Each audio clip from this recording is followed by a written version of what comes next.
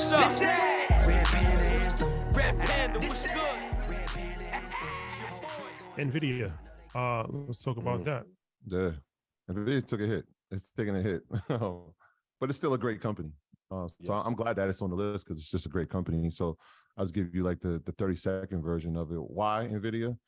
We're talking about a company that is ahead of the game when it comes to AI, when it comes to the metaverse, when it comes to pretty much the future of computing. You talk about NVIDIA, what they've been able to do with the graphic processors.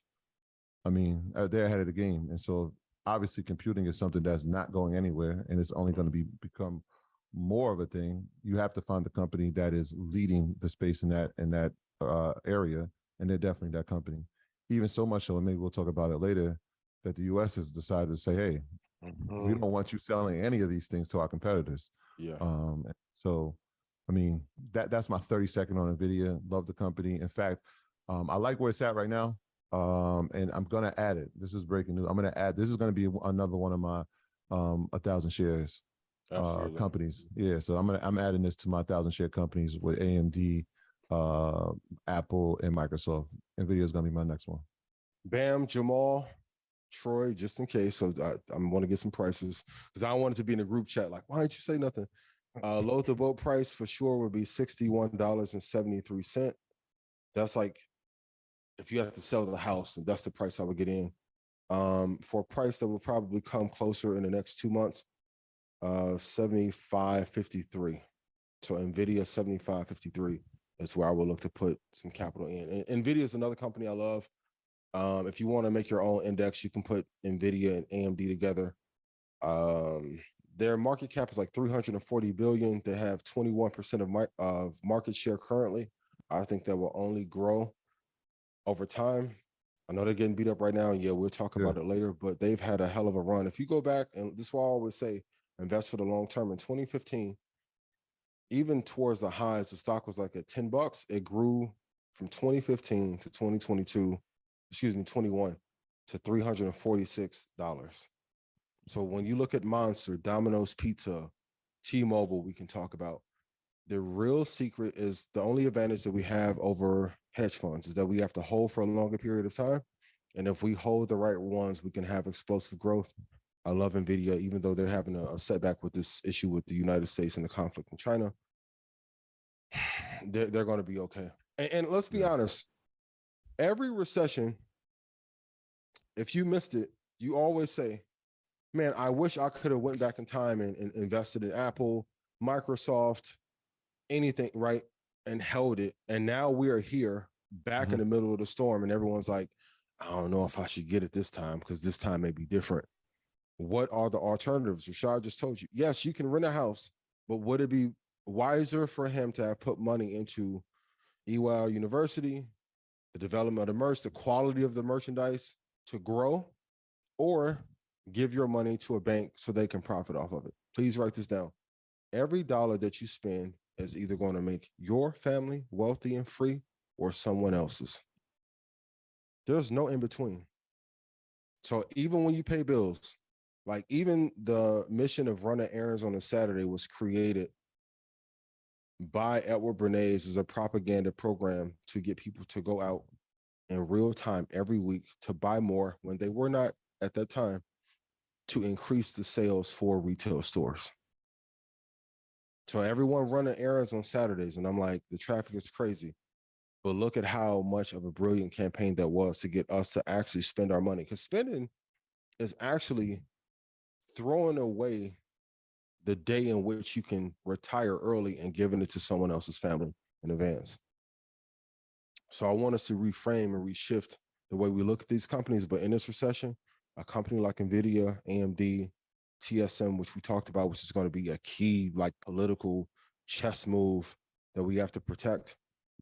Be mindful of how you're spending during this recession, but appreciate the blessing that we have to have this knowledge, to have each other, to be able to bounce ideas off of. Because in 2008, it wasn't there. And then to be able to get rich off investing in some of the best companies in the world. And if I've made you money, please put yes. Sure. Get your tickets to Market Money's live in New York.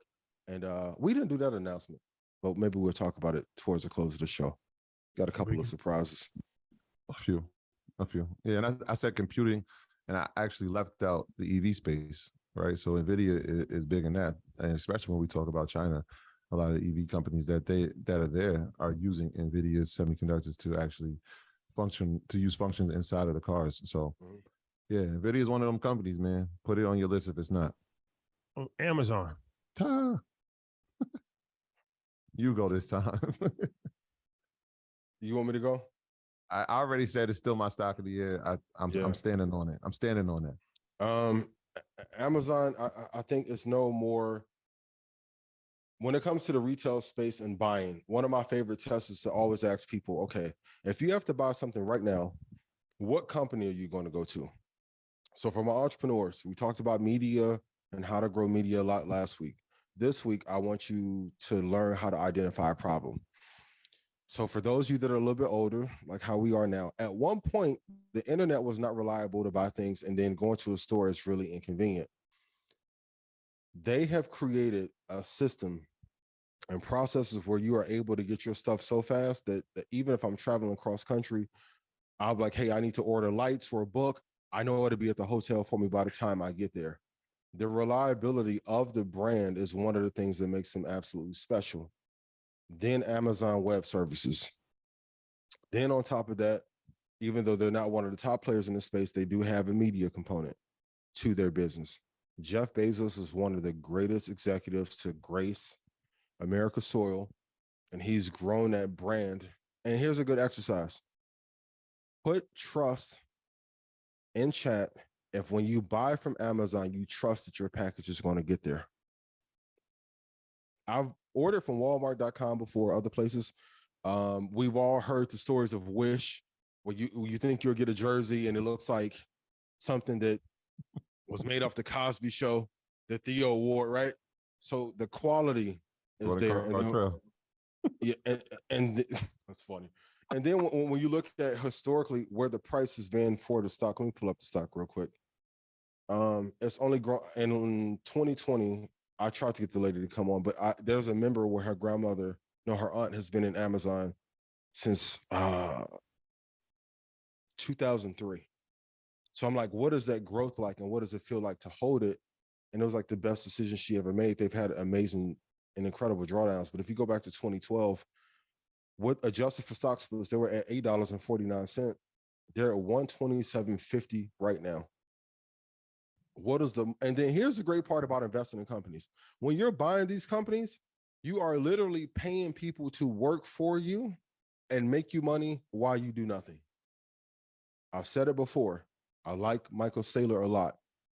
And currently he's under attack, as I told you he would be. Go back to the Bit Boy episode. Please watch the episode. I think it's one of the top 10 episodes we've ever done. If he would have just had VOO, VTI, Apple, Microsoft, or an Amazon in that portfolio, he wouldn't have the same pressure that he's currently under.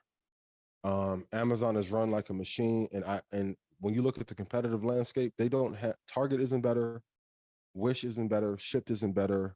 Walmart.com isn't better. Alibaba isn't better. They have no competitors around that makes you want to switch. And when you're talking economic moats, trust is the biggest one of all that you want to have. And with the stock splitting, with people looking for savings, looking for convenience, especially if you're a parent, they're going to have another 20 or 30-year run that I think is going to be unprecedented. And they're moving heavier into the medical space as well, which would give them a huge leg up over most of their competitors. I thought you was going to leave out the medical. I'm glad you brought that up. I'm going to touch on the media really quickly because it's a big space that they haven't kind of conquered yet, but they're in there, right? So when we talk about media, obviously they have their own shows. They've got live sports. They did the deal with the Major League Baseball, but they're coming into this area that we know a little bit about, and that is in podcasting. So they've seen it, right? They've mastered the audio book with Audible, right? And so now how do we master the next genre of that audio book? And that would be podcasting. So they're stepping into that space. And over the last week, man, they did something very incredible that no one paid attention to. They put out that Lord of the Rings show. It did 25 million views, right? So like in contrast, right? What did they pay for? I got to see the numbers on what they paid for it. HBO Max put out Game of Thrones, right? The new one, right? The House of Dragons. House of Dragons. Yeah. It debuted with 10 million viewers, and then I think the second one last Sunday did like 10.2, which is great. You're talking about 25 million people watch that Lord of the Rings, that new show on Amazon. So when you're talking about now streaming, like this is Jesus. They really they could really step into a space, because everybody that has Amazon Prime has Amazon on as a streaming service as well. So you're already hooked in, because most people who sign up for it are going to do Prime and get the 2-day shipping, but you also get the media service with it. So can I read off a couple stats? They're poised. Yeah, and the great part on the media side, the big lesson I want everyone to take away, and I probably shouldn't even say this, but your end goal for your brand should to end up being a conglomerate. Oh, yo, your camera's flowing. Isn't it just went. Yeah, it stopped now. You good? So I can't talk with my hands. Listen, like Lord of the Rings, I can no. That's a lot to spend on the show. Can we get a period piece show that we need to do, because that's a lot of viewership. Shout out to Zabidi. He was walking me through TV numbers. To have 23 million people watching one thing is absolutely amazing.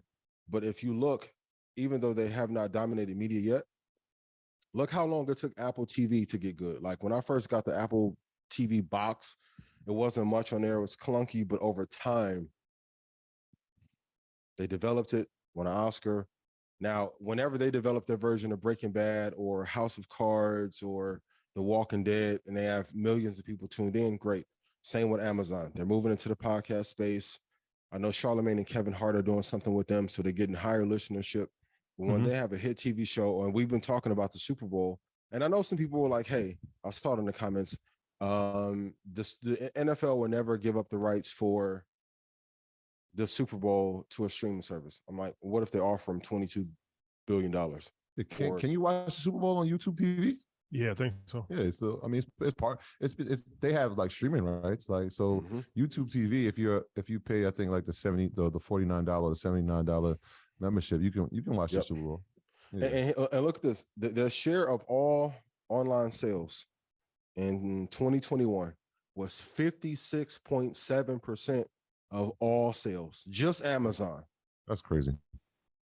Like, Shadi, Troy, Mike, man, what we need to do to get 50%, 56% of listenership just to be for us for business. Like when you have that much market share, like when people think to buy something, they're literally thinking your company.